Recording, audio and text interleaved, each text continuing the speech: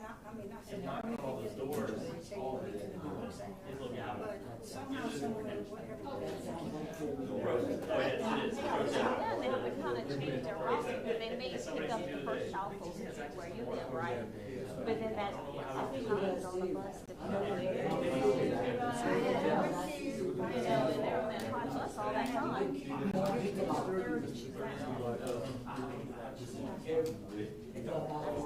That's tough. Ready? When I ask questions, candidates have a tendency to want to look at me because I'm the person who asked them. But I would ask them to keep your eyes on the audience. Okay. Okay. It's better for the recording. When we answer? When you answer, yeah. Okay. Ignore me. We'll try. Mr. Jason will be our timekeeper. Will be the man. Okay. Fussing you if you go too long. Okay. I am long-winded, so. I'll nudge you if you go a little too long.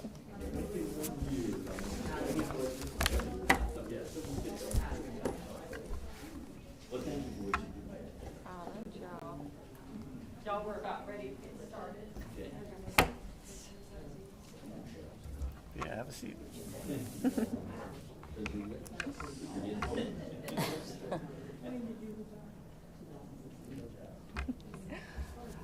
All right. Good evening, everyone, and welcome. I am Christy Malloyd, and I am the Voter Services Chair for the League of Women Voters of Lafayette. The League is both a non-profit and nonpartisan organization. We do not endorse candidates, nor do we endorse any political parties. The purpose of the League is to help educate our residents and citizens of Lafayette about the issues, to help them make a more informed choice, and learn about the candidates who are going to be on the ballot. First, just a quick housekeeping tip before we get started. If everybody could just check your phones really quick and make sure that those are on silent, please, so that we're quiet for the duration of our event. Fortunately, we were originally scheduled to have candidates here for Parish Council District 2. Mr. Sidney Morales did confirm for the event, but unfortunately, Mr. Don Richard had a schedule conflict and was unable to make it. So we're going to proceed, but we are delighted to have both of our candidates here for school board, Mr. David Lejeune and Ms. Mary Morrison. Thank you both so much for being here this evening. Thank you. We'll be asking, I'll be asking questions to the candidates. These are new questions to the candidates. They have not received them in advance. We will begin alphabetically, and so we'll go back and forth for each question. Each candidate will have 1 minute to introduce themselves, and then at the end of the event, we will also give them 1 minute for closing remarks. In between, I'll ask a series of questions, and we will have 1 minute for candidates to answer those questions. Our timekeeper, Jason, out here in the audience, will be signaling them as they approach the end of their time. And candidates, as I go along, if at any point you want me to reread a question, I am more than happy to do so. Thank you. All right. So let's get started. And Mr. David, if you could please go ahead and introduce yourself for our audience. May I stand? Yes, if you'd like, please. A real teacher teaches from their feet, not Certainly. from their seats. So. All right, my name is David Lejeune. I am running, of course, for District 1 School Board. I am a retired educator, all public schools, years of 34, all in the classroom. I've never been in a central office, always wanted to be in a school. I was an educational leader from the get-go. I was a leader in the classroom.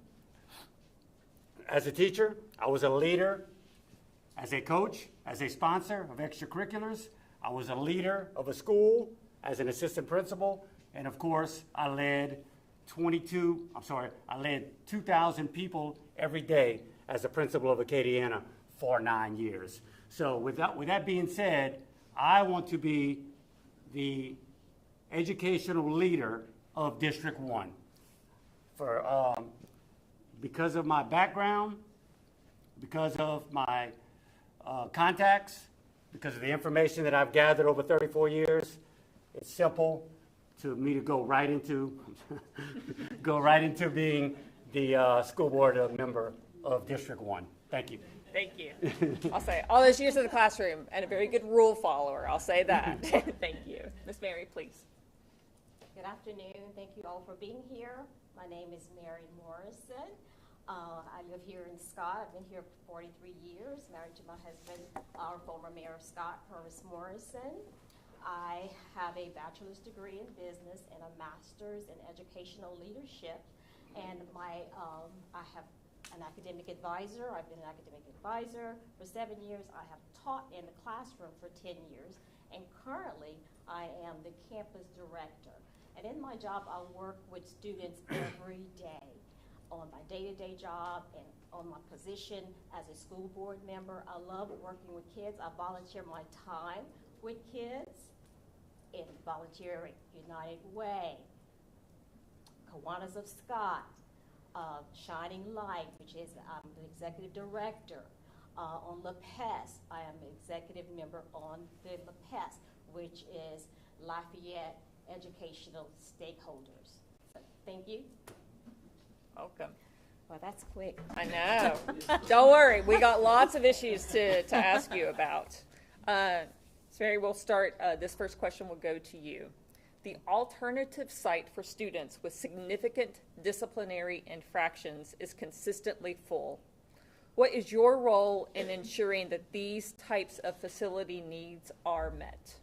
Well, we just recently opened SOAR, which is the Old Prairie, to alleviate that problem, and that is going well. SOAR house K through 5, La Rosen 6 through 12, and that is working very nice. We were able to utilize that property. Of course, the building was built in 1950, and we needed to build a new prairie. So we are working on that, and that is going well. They have the playground equipment. They're getting the academics like other kids would get the academics. So we have addressed that problem, and we're excited we're able to use our old prairie in that way. Thank you. Thank you. Mr. David, to you. Yes, ma'am. All right, it's pretty simple. If we don't have enough chairs, then we need to get more chairs. We need to figure out a way to find more space, because if they aren't doing what they're supposed to do in the classroom, they don't need to be in the general classroom. They're disrupting the teachers, and they're also disrupting the other 24 kids that are in the classroom. Ms. Morrison is correct. SOARS is a big relief, because it does take the elementary kids away from the high school kids. But also, when you think about discipline, academics also play a part in that. The majority of the discipline problems come from kids that are not real strong academically. So instead of continually disciplining them, doing their time, sending them back to school, before that we should have a transition period where they can improve academically, get to where they need to be academically, before you put them back into the general population of the school. Thank you. Thank you very much. One of the tasks that's going to be in front of the school board upcoming is the selection of a new superintendent. Mr. David, we'll start this question with you.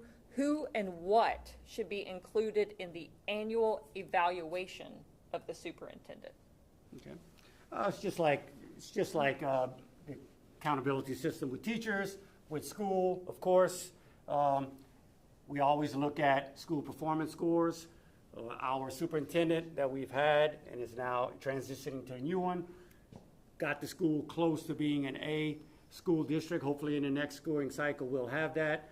But there's a lot of the instruments and a lot of the tools needed to decide what kind of job they're doing. Of course, we need a superintendent that has good communication skills, okay, that's very knowledgeable. 30 seconds already. That's very knowledgeable, okay, and also is a people person, a great communicator, a great speaker, a great listener, okay, and then also is very caring and also has the teachers and the rest of the stakeholders on their side. You can't just judge on school performance score only. You have to look at the other aspects that a good leader provides for the district, you know, so I think all of that should be included also in their accountability of the superintendent. Thank you. Ms. Mary, to you. Yes. So as a school board member, I was able to select 2 superintendents. And they have been fantastic. Ms. Irma Troxclair, she had an open door. I'll walk in before a board meeting, and we'll sit there and we'll talk about issues, questions I had, moving forward, questions I had about in my district that I wanted to be complete and addressed.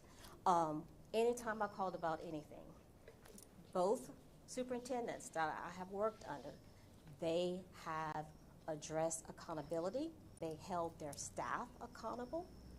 Their number one issue was academics, but also making sure that everyone in the school system was addressed and their needs were taken care of. Someone that's in the community, working with our stakeholders, that's very important as well. Thank you. Mary, this next question will go to you as well. Just talked about how the superintendent should be evaluated. The next question is about how schools themselves should be evaluated. How do you think that schools should be evaluated and district performance schools? Do you think that our current evaluation system is adequate? I think it is adequate. It is based on student performance. Our LEAP scores, our LEAP tests, that is a standardized test that every student takes. And they have to show proficiency in that testing. I think our teachers do a great job preparing our students. And so we have that data of the test scores to tell us what's going on in the classroom. So I think it's effective. We have done a great job this year with academics. We are in the top 10. 3 of our schools are up there. Early College Academy, which is one of my schools in my district, is performing very well. We have Myrtle Place, and we're making it work. We're doing it. So I think that the testing is appropriate. We are also mandated by the state for certain testing, just like we're mandated by the state that teachers have to teach a certain way. So it means that it is working. So I am pleased with the testing that we have in place. Thank you. Mr. David, to you. Yes, ma'am. Thank you. All right. The accountability system that we have in place has its strengths and it has its weaknesses. Of course, one of the strengths that we get from is the data. And once the data is disaggregated and we can decide, where our strengths are and where our weaknesses are, we can attack our weaknesses, but we can also use that to attack our strengths and build on our strengths. So all of that, will lead to higher performance scores, in the future. But also, I personally do not think it's fair and equitable. All right. Schools should not be graded strictly on tests because every school's population is different. Every school's teaching faculty is different. Every school and every community needs something different. And so that's why I think that it's not fair and equitable. There's got to be some sort of basis and some sort of tool that will include different things that the community needs. I'm out, I'm sorry. Oh, I'm not. I'm sorry. 5 seconds. Okay. All right. But it does have its strengths and its weaknesses, with the data. Thank you. So David, the next question will go to you. Do you support an expansion of charter schools in Lafayette Parish? Why or why not? No, ma'am, I do not. I do not. I feel that charter schools, of course, take funding away from the traditional public schools, but they handpick our talented students, they handpick our talented teachers, and they handpick our talented bus drivers and support workers. So we have enough in place in Lafayette Parish to support the children that we have. Parents have choices here. Of course, with schools of choice, they can match their children's talents with the curriculum of each one of the academies. So a charter school is not needed for that reason, for more choices. And also, if a kid goes to a charter school and it doesn't work out after a certain time, the funding doesn't follow back. So we're kind of hurt You know, we lose the talented kids, but we also lose some funding from that. So I do not support any more charter schools coming into our parish. Thank you, sir. Ms. Mary, same question to you. Yes. As an educator, I want students to learn wherever that is. So as long as they're ready to move on into the workforce. As a board member, there were several charter schools come on the board floor, and I voted no for each one. Some of the reasons David mentioned. However, they never gave me any concrete information for me to know how the school works, why a child is discharged from the school, what is the enrollment. We shoot it down, we vote it down, then they go to the state, Bessie, and then they say yes. So I think locally, we should have the autonomy to say yay or nay about charter schools in our district. We know what our needs are. And again, they'll go to charter school for 4 or 5 months, and then they're right back, and they keep our MFP money. And then we have to service that child with other monies that we have, and I don't think that's fair. Thank you very much. For our next question, Ms. Mary, we'll begin with you. What specifically will you do to expand parental and public involvement in the governance and progress of Lafayette Public Schools? Well, as a board member, I have already addressed that. I have town halls, and I communicate with our parent organization, concerned parent organization, where they ask questions and I'll answer. And I've invited our superintendents on my town halls. I have also invited social workers, and they ask questions about bullying, and parents come up with great ideas, easy questions. We want to answer our community's questions. We want our teachers to ask us questions. We want to know what the problem is. It helps us retain our bus drivers, our teachers, custodians. We are an open door. You can call and ask any board member anything. So reaching out to the community and have them involved in our schools, especially to help our teachers in the classroom, especially our retirees. When I retire, that's what I plan to do. I want to be in that classroom with the teacher, giving them the support that they need. Thank you. Thank you. Same question to you. So parental involvement has been an ongoing issue for a long time. You know, our number one objective as educators, of course, is to make sure the parents are involved, because learning doesn't stop at 3 o'clock. Parents need to be involved. They need to enforce the objectives of the day with their kids, and they also need to get the kids ready. But with that being said, at Acadiana, when I was the principal there, we had a program called Parent U, where we had specific topics, and we met with parents, you know, on those topics. And we always noticed that, you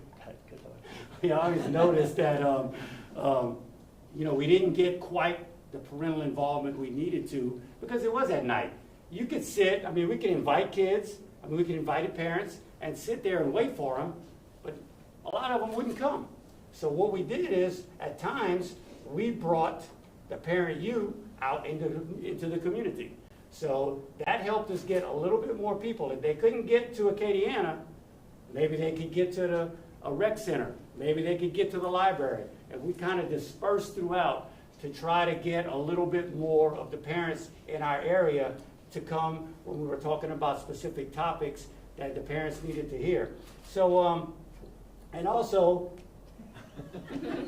being accessible in the community is a big thing for me. Well, I promise, I'm going to ask you a follow-up question that will allow you to expand just a little bit.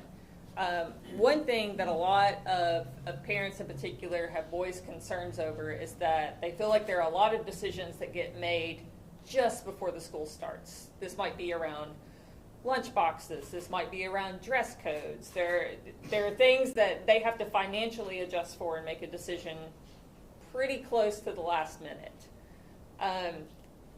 can you speak to how you would address those kinds of situations and help parents, plan for and engage in those kinds of decision-making processes?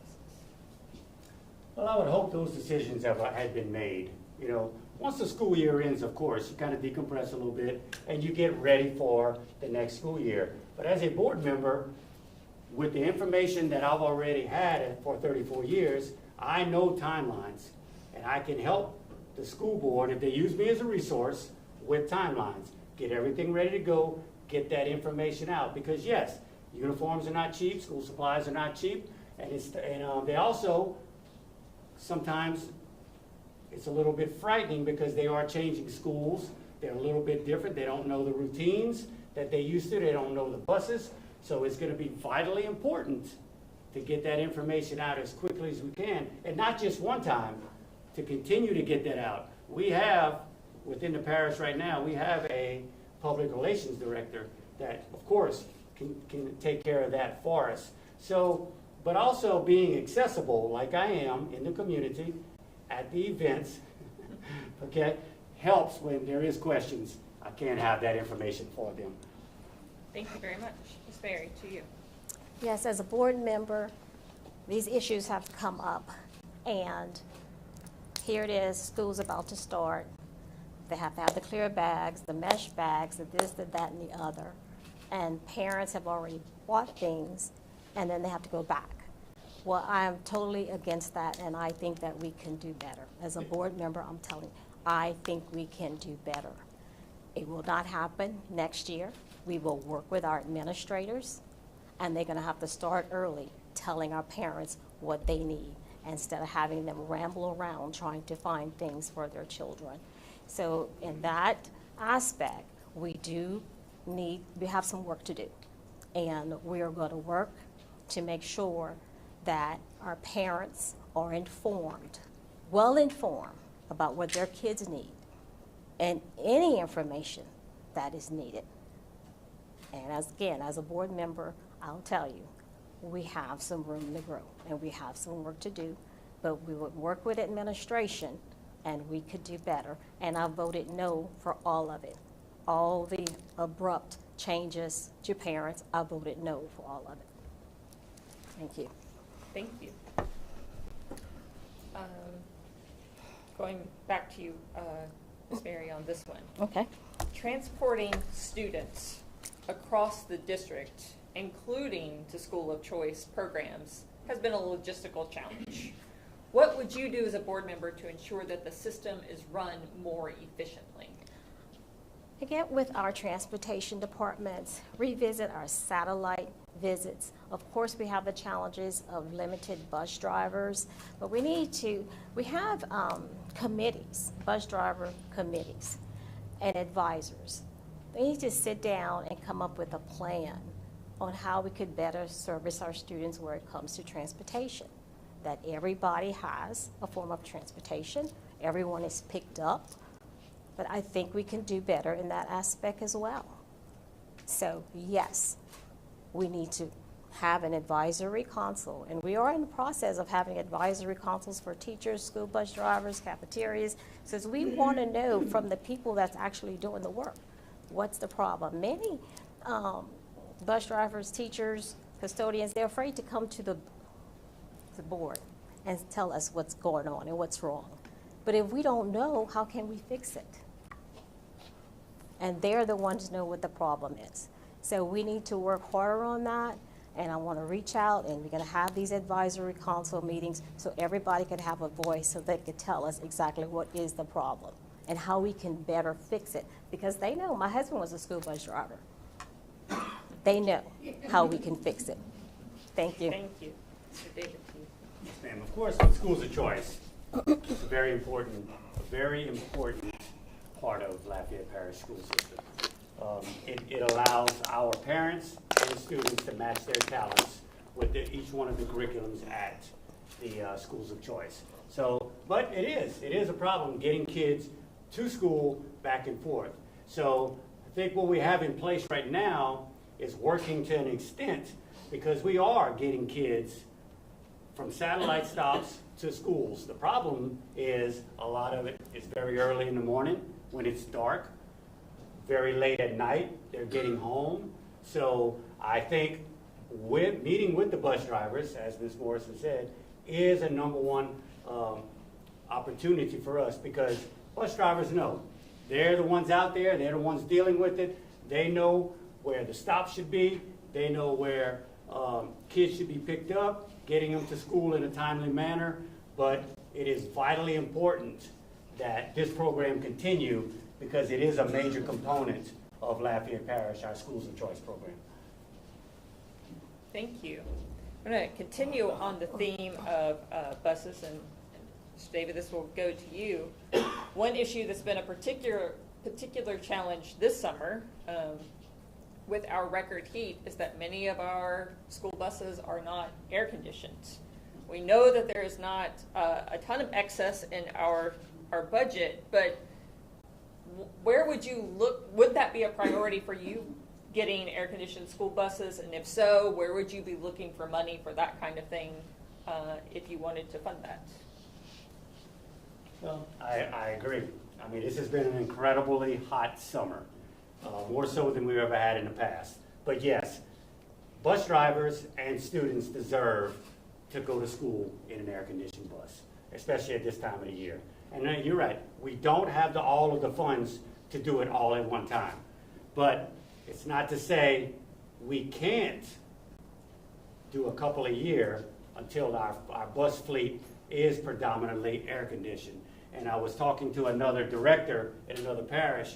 It is extremely expensive to get a bus air-conditioned, and it's not just to get it air-conditioned, but the upkeep of it is really expensive to keep them on the road and to keep them up and running. So he said, if we can put air conditioning in them, but if you can't drive them because they're in the shop, they do us no good.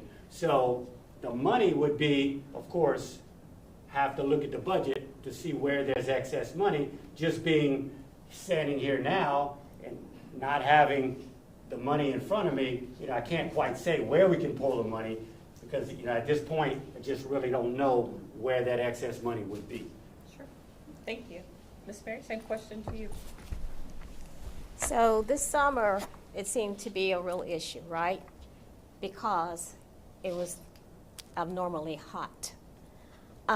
So now we're going to be looking at how we can put in air conditioners in each one of our buses. Look at our funding, look at our general fund to see how we can pay for it. Of course, we have to plan for everything. And like Mr. Lejeune said, it may be 5 buses at a time, 3 buses at a time. But we have to prepare, because who's to say that next summer it's not even hotter than it was this summer with global warming, right?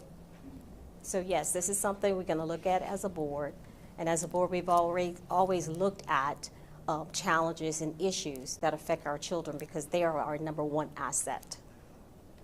So yes, that is something that we can do, but we ask that what we can do now. We talked about the cool towels in the ice chest, cooling down the kids. So we ask that our bus drivers look at creative ways where they could keep the kids cool. Or if you pick up a child, try not to have that child on the bus for a long period of time in a hot bus. Change your route. Because I know most bus drivers, where they live is where they start and then where they end up. So we have to look at things like that to see another reason for a school bus driver advisory council, so they can look at those issues. Thanks. Appreciate it. For our next question, this will go back to you, Ms. Mary. How would you work to address the needs of low-income students in particular to help ensure a pathway for their educational success? Well, we already have some things in place right now. It's called the Community and Family Engagement Cafes, in partnership with Love Our Schools, where we have community members, retired teachers, retired professionals that goes in the classroom and assist teachers on helping these kids, these low-performing, high-risk kids, perform, and so that they could move forward in life and not be left behind. It is working. 3 years ago, as president of the school board, we kicked off that initiative. So now, today, 3 years, we are seeing the progress from when we started 3 years ago. So cafes is number one, and bringing the community in. Retired teachers, as I talked about, we need more community input. And volunteer, an hour, 2 hours a week to help us in the classroom and help get those little ones ready to learn. Thank you. Mr. David, same question to you. Would you say it again? Yes. How would you work to address the needs of low-income students to help to ensure a pathway to their educational success? Okay, well, of course, District 1, if you live in District 1, you know we are a low-income socioeconomic area. So the good thing is, with schools and with in this district, we get lots of Title I funds. So we can use Title I funds for many different things, but of course, to help the kids is number one. And then also, with people in the community, go Tigers. You know, we can get volunteers, as Ms. Perry said, and we can get people in the community to get us the things that we need. We did a lot this summer, you know, getting supplies, getting uniforms, getting book sacks into the schools in District 1 for our kids. And so, but that's going on all over the parish, it's not just here. But as a board member, of course, I would lead, you know, these, I'm finished? Did it go? You got it. Oh, I'm sorry. I would lead, you know, this example of trying to get people in the community. I have a lot of resources, I have a lot of people that would help us, you know, with stuff that's needed for the improvement of the school and the kids. Thank you. Next question will go back to you, Mr. David. And this is on the issue of pay. We've seen both for our student support staff, our bus drivers, our cafeteria workers, our teachers, there are often concerns expressed about the need for an increase in pay, especially as it relates to the retention of our school employees. Are you in favor of increasing pay for teachers and for support staff?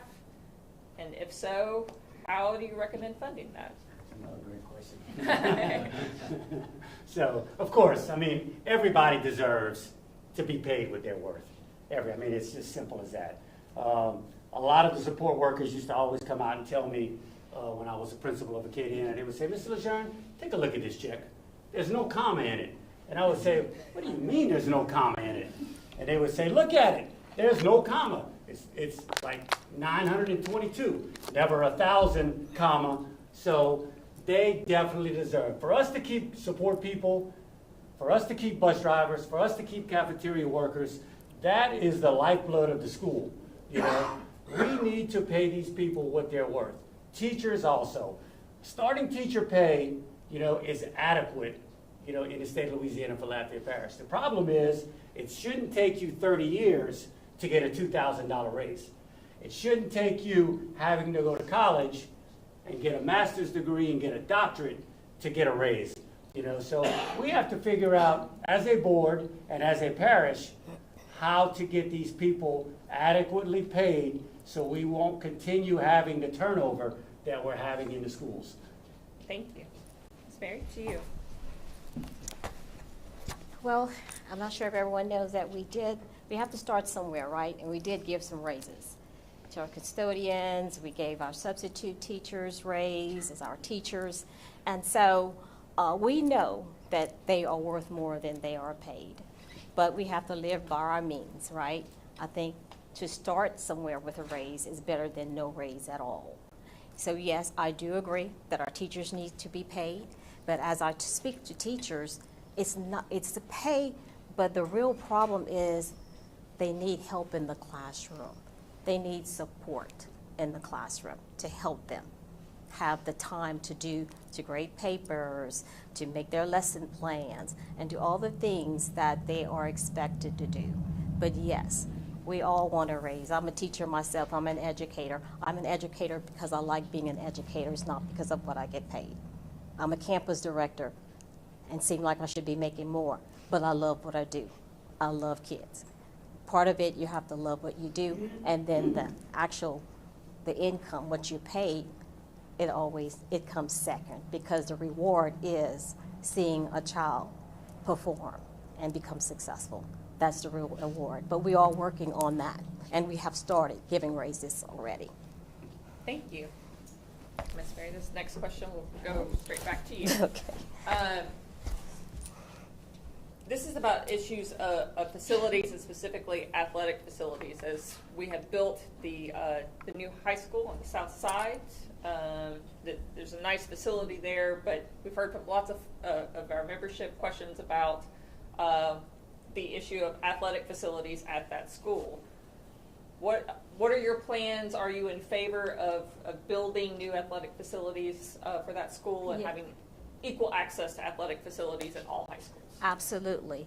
But like anything else, we have to plan. We can't build everything at once. As I stated earlier, we had 3 new schools that we building. Lafayette High, Prairie, Truman. So everything has to be planned. We plan to build a new stadium at Southside. It's going to happen. But we don't want to ask our constituents to pay for it. We don't want to ask you for a tax to pay for it. We want to plan it. Just like in my district, I know I need a new school. But what we're doing is we're putting in place that you have to provide 2 forms of residence to know exactly where the overcrowding is. But yes, we know that this is needed, but we have to plan. We want it to happen, but we don't want to put that burden on our taxpayers. We built stadiums all over Lafayette Parish. We didn't have to ask for a tax. We're just asking them for a little while longer and let us take care of it. But Southside High, we built Southside High in my first term. So they just have to wait like all the other schools have had to wait. And there's alternatives to making that happen. They have a place to play football and all the other sports they want to play. Just give us a little time. David, to you. Of course, every school deserves an athletic facility, because those kids at Southside deserve to play home football games, home baseball games, home softball games. They shouldn't have to travel to St. Martinville to play a home football game. And the money leaves Lafayette Parish and goes to St. Martin Parish. So we are losing income that we should be keeping in our parish because they don't have a stadium. And those kids, when you have to travel 45 minutes to play a home football game, it's not fair to you, and it's not fair to your program. We haven't built a new stadium in this parish 40 years or so. The last new stadium built was probably Karen Crow High School. So, they deserve that, and it deserves to be built. Now, I am totally against taxes. We as a board need to figure out to get the money to get these people a football stadium. We figured out how to put tracks. We figured out how to put a field house at Acadiana. So we figured out how to change all the lights. So there is money available. We just got to get it, and those kids deserve to play a home football game, home baseball game, and a home softball game. Thank you. So far this evening, as I have been keeping tally, I have heard both candidates express the following: in favor of increased staff pay, increase in the number of buses with AC, a new football stadium, more seats in alternative schools. All of these things cost money, and not small amounts. I've also heard some reservations about increasing taxes. I don't mean this question to be unfriendly, but but help the audience square that circle. Of all of these priorities, where would you start? What do you see as the most critical things that need additional funding and focus for our parish system? David, to you. Okay, well, in my opinion, the retention of teachers and the longevity of teachers is of the utmost importance. If If we don't have talented teachers in the classroom for stability purposes, and it's a complete turnover all the time, then we won't have the outcomes that we're looking for in the classroom. Talented teachers make talented kids. They are very, very important for the overall success of the district. So of course, taking care of teachers, but also support workers. We forget about those people. We forget how important they are to the school system. So I would say, in that order, I would say we got to take care of our people who take care of us. Without the teachers, without the support people, Lafayette Parish does not have the reputation that it does right now. So, but we also have aging facilities that we have to take care of. So depending on, the timeline that we need to get this done would determine, where we take care of our money problems at the beginning. Thank you, sir. Ms. Mary, to you. Definitely our teachers. They're our driving force. They're the reasons why our scores is so high. LPSS scores is the best in LPS history. It's because of our teachers. And they made it happen through COVID. We gave them what we needed, but it shows how much they love their jobs. Our custodians and our bus drivers. As I said earlier, my husband was a bus driver. He'd get in the bus, it's raining, it's cold. It didn't matter what was going on. He made it there. They love their jobs and they put their all in their jobs. And yes, they deserve a raise. Yes, they deserve the added support. Yes, they need to be heard. We need advisory councils for everyone. Teachers, bus drivers, support workers. We want to hear from them because without them, there's no us. Without them, there's no high scores. They put Lafayette, Louisiana on the map. Those teachers, all these people I just talked about. And we want to support them. And they want to be appreciated. And I have to give it to Love Our Schools. They're always helping us appreciate our teachers. Just the other day I was at Westside, coffee and donuts for the teachers. Big smiles. So if you can't give them all the money they deserve, treat them right. Show you appreciate them. And that's what we're doing. But yes, teachers number one, our driving force. That makes us who we are. Thank you very much. Now that I've asked the hard questions, I'm going to let y'all off a little bit easier. We have come to the point where for candidates to make closing statements, you'll each be given 1 minute, and we'll do it in the reverse order than what we've done in the beginning. Ms. Mary, we'll start with you. Okay, so Mary Morrison, I'm currently serving on Lafayette Parish School Board. I've been serving 8 years. And in that time, I did some great things in my district. In my district, I didn't have any magnet academies. The first thing I did is I put a magnet academy, a French magnet academy at Westside Elementary. We built the library at Scott Middle, a new library. LEO, a new library. Actually, Scott Middle was a new cafeteria. Acadiana High, we built the training facility, and I supported all of it.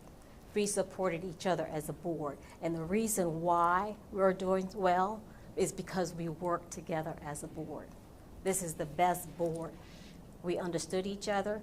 We know that we don't overspend.